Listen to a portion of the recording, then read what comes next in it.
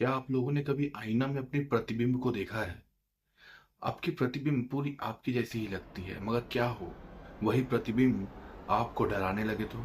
ऐसा ही हुआ था रिया के साथ। तो चलिए जानते हैं क्या हुआ था रिया के साथ। तो मैं हूं अभिषेक और आप देख रहे हैं मेरे साथ हॉरर स्टोरीज। चलिए आगे बढ़ते हैं।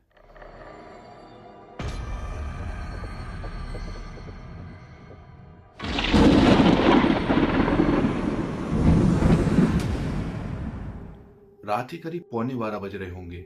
रिया अपने नए फ्लैट में आज ही शिफ्ट हुई थी।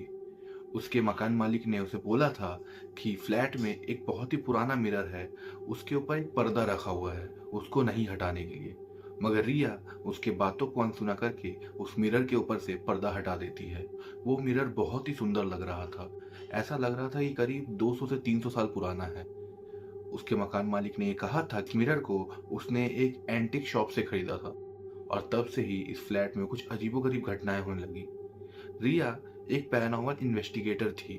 उसे ये सब चीज बहुत ही ज्यादा दिलचस्प लगती थी, इसीलिए उस मिरर को उसने अपने बेडरूम में सजा के रख दिया। रात के समय जब वो उस मिरर के सामने खड़ी थी, उसे ऐसा लगता है कि कोई उसे बहुत ही देर से घूर रहा है। वो जब उस मिरर में देखती है तो उसे अपनी ही रिफ्लेक्शन दिखती है, जिसकी आंखें नहीं थी। ये देख के रिया थोड़ी सी डर जाती है और उसकी वो रिफ्लेक्शन एक क्रीपी सी स्माइल देती है।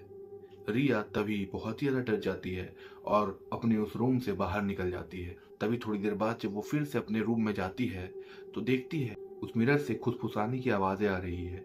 जैसे ही उस मिरर के सामने जाती है, तभी उसी की रिफ्लेक्शन उस मिरर से हाथ निकालती है और रिया को उसी मिरर के अंदर खींच लेती है। रिया चिल्लाती रह जाती है। तभी दूसरे दिन सुबह रिया की फ्रेंड आती है, प्रिया, जो रिया को बहुत आवाज लगाती है। गेट अंदर से लॉक था और बहुत आवाज देने के बाद प्रिया जब अपने फ्लैट का डोर नहीं खोलती, तब प्रिया उसके मकान मालिक को बुलाती है और मकान मालिक एक दूसरी चाबी से वो गेट खोलते हैं। और तभी जब दोनों उस फ्लैट के अंदर जाते हैं और रिया को इधर उधर खोजते हैं, रिया की कपड़े जमीन पे पड़े हुए थे। ऐसा लग रहा था कि रिया कहीं गायब हो चुकी है। तभी प्रिया को वो मिरर दिखता है। वो मिरर देखती है और देखते देखते उसे ऐसा लगता है कि मिरर के अंदर से कोई उसे बुला रहा है।